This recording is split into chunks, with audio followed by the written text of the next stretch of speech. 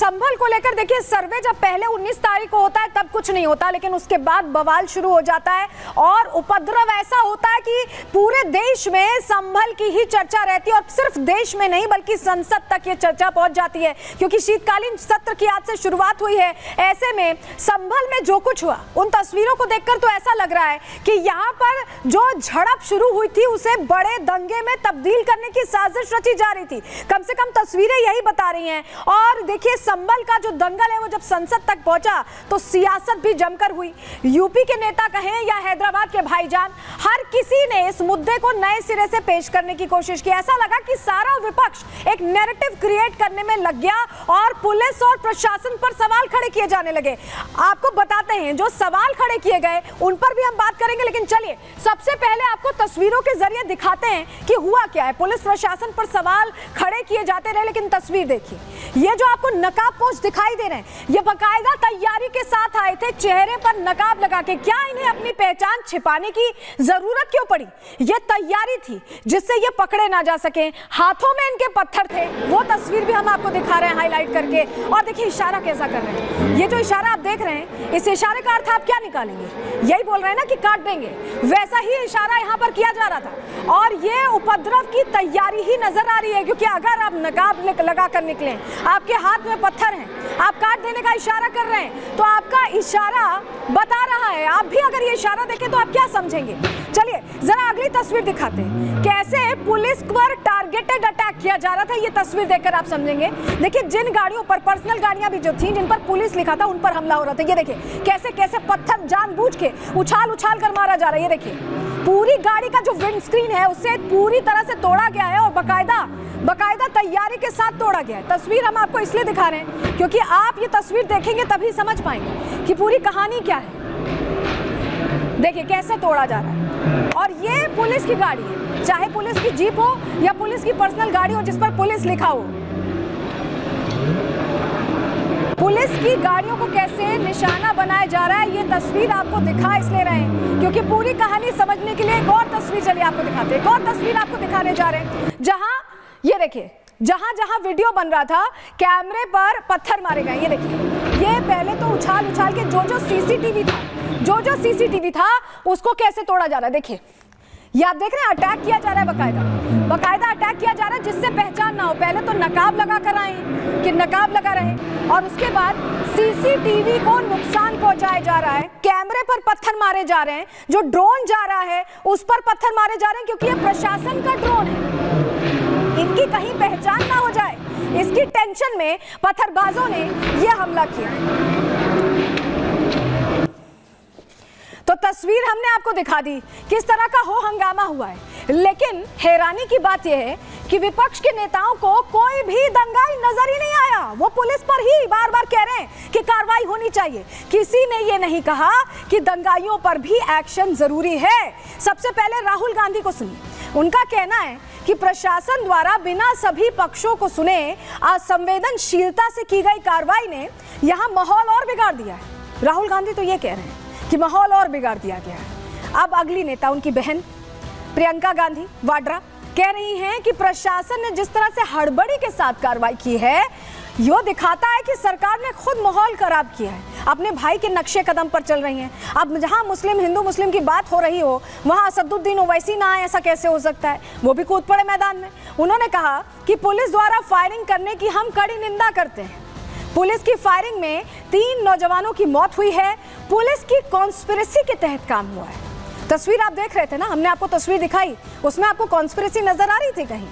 उसके अलावा जियाउर रहमान बर्क जो सांसद हैं उसी इलाके से, संभल से, उनका यह कहना है कि पुलिस की कॉन्स्पिरेसी के तहत काम हुआ है। सुर में सुर मिलाते आपको सभी ये नेता दिखाई दे जाएंगे। आप बयान सुनेंगे ऐसा लगेगा कि किसी ने स्क्रिप्ट लिखी, उसे दोहराया जा रहा है। पुलिस वालों के खिलाफ यह कार्रवाई हुई है, जियाउर रहमान बर्क भी ये कह रहे थे। और अब चंद्रशेखर आजाद की बात कर लेते हैं, सांसद एएसपी, उनका कहना है कि संविधान की मर्यादा से काम हो, संविधान की मर्यादा से काम हो, गोली से नहीं, बात से सबकी सुनवाई हो। जो तस्वीर आपने देखी थी उसमें लग रहा था आपको कि कोई बात करने का इच्छुक है, सवाल यही है।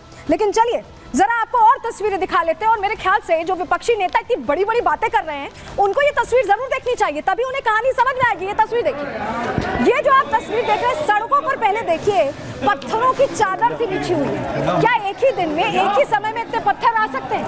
सवाल इसीलिए क्योंकि आपको तस्वीर भी दिखा रही है। देखिए पूरी सड़क पत्थरों से भरी हुई है। कहां से इतने पत्थर आए? किसने की तैयारी? किसे पता था कि ऐसा कुछ होना? ये सब तो सवाल खड़े होंगे। और इसके अलावा आग के हवाले देखिए वाहनों को कैसे किया जा रहा है। ये आग के हवाले जो किया जा रहा है, क्या ये बात से, समझाइश से आपको लग रहा है कि ये लोग मानते हैं? पुलिस ने अपने बचाव में हालांकि जो भी फैसला है वो कोर्ट कचहरी करेगी, लेकिन कम से कम उस समय की जो तस्वीरें हैं, ये अपने आप में कई प्रश्न खड़े कर रही हैं।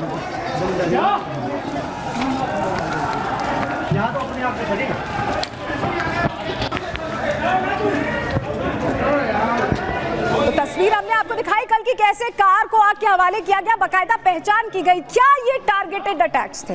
क्या ये जानबूझकर पुलिस और प्रशासन पर ही हमला किया जा रहा था? प्रश्न इसलिए हम पूछ रहे हैं क्योंकि ऐसा लगा कि संभल में पुलिस की मौजूदगी यहां लोगों को रास नहीं आई।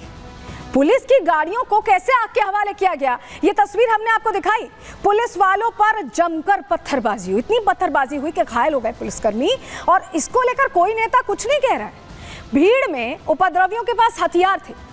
हथियार कहां से आए, कैसे उनके पास पहले से थे, ये तमाम सवाल है। क्योंकि उपद्रव वाली जगह से देसी तमंचा भी मिला, बिना देसी तमंचा पहले से हुए अचानक से तो प्रकट नहीं हो गया। एक मृतक के पास से धारदार हथियार भी मिला है, यानी तैयारी तो कुछ और थी, ऐसा लग रहा है संभल में। क्योंकि जो बातें सामने आ रही हैं वो कम से कम इसी तरफ इंडिकेट कर रही हैं। उपद्रव में देखिए संभल के सीओ भी घायल हुए, इसका किसी विपक्ष के नेता ने जिक्र नहीं किया। 20 पुलिसकर्मी घायल हो गए पत्थरबाजी में, इसका कोई जिक्र नहीं आया। दंगाइयों के लिए बहुत हमदर्दी है, लेकिन पुलिसकर्मी तो इन्हें दिखाई नहीं दे रहे हैं कि घायल हुए हैं। 3 तस्वीरें आपको दिखा रहे हैं, पुलिस पर कैसे पथराव हो रहा है, ये आप तस्वीर में देख रहे हैं। देखिए पुलिसकर्मी को भागना पड़ रहा है, वहां से हटना पड़ रहा है, कारों को कैसे तोड़ा जा रहा है। और उपद्रवी जो हथियार लाए थे वो भी आप तस्वीर में देखिए, धारदार हथियार है। हम आपको हाईलाइट करके इसलिए दिखा रहे हैं क्योंकि बहुत तरह की बातें कही जा रही हैं, और ये बाकायदा पुलिस ने दिखाया है कि ये हथियारों के से लैस भीड़ थी। तो तैयारी किस बात की थी? पत्थर कैसे तैयार रहे, हथियार कैसे तैयार रहे? बहुत सारे प्रश्न हैं जो इस घटना के आसपास घूमते दिखाई दे रहे। आपको ये तस्वीरें दिखाने का मकसद ये देखिए, यहाँ पर देख रहे हैं आप, ये पत्थर ही पत्थर, चप्पल फेंके हुए, पत्थर फेंके हुए, सब यहाँ पर पुलिस वालों को वापस लौटना पड़ रहा है। क्यों? क्योंकि हमले लगातार हो रहे थे। ये देखिए, ये तस्वीर हमने आपको दिखाई, गाड़ियों को फोड़ा जा रहा है बाकायदा, ये समझ के, ये देख के कि वो पुलिस की गाड़ी, उस पर पुलिस अगर लिखा है तो उसे नुकसान पहुंचाया जाएगा। क्या ये टारगेटेड अटैक्स थे? ये प्रश्न इसीलिए क्योंकि लग ऐसा ही रहा है। और ये देखिए, ये धारदार हथियार आप देख रहे हैं, ये हथियार इसलिए दिखाए जा रहे हैं क्योंकि हथियार मिले हैं उन लोगों से, एक मृतक के पास से मिले हैं। और ये तमाम तैयारियां ऐसा लग रहा है कि पहले से सुनियोजित तरीके से की गई थी। वहां के संभल के एसपी ने क्या कुछ कहा है वो भी सुन लीजिए। इस तरीके के वेपन उनके वहां से घटनास्थल पे, जहाँ पे कई सारे चप्पल जूते पड़े थे, उनके बीच में ये भी बरामद हुआ है। इस तरह देख सकते हैं कि आप भीड़ के जो बलवाई थे, पत्थरबाज थे, उनका क्या मकसद था, उनका क्या उद्देश्य था। पुलिस वालों के पांव में गोली लगी है, और इस तरीके की ये जो है, जो उनका जो उद्देश्य था, लेकिन हमारी पुलिस ने और प्रशासन ने साथ में कंधे से कंधा मिला के उसको कंप्लीट नहीं होने दिया। भीड़ द्वारा मस्जिद में जाने के प्रयास पे उनके द्वारा जो है करीबन 700-800 अज्ञात लोगों के खिलाफ मुकदमा लिखवाया गया है। वर्तमान में 22 लोग थाना कोतवाली से और थाना नखासा से 3 लोग हैं, वो जेल जा रहे हैं। कुल 25 लोग अभियुक्तों को अभी तक गिरफ्तार किया गया है। 163 जो कि पहले 144 के नाम से जानी जाती थी, वो लगी हुई है, लेकिन उसके बावजूद इसमें फिर भीड़ की तरफ से फायर आया और वो सीओ साहब के पांव में भी लगा। सीओ साहब को बाद में अस्पताल ले जाया गया, उनका ट्रीटमेंट करवाया गया है।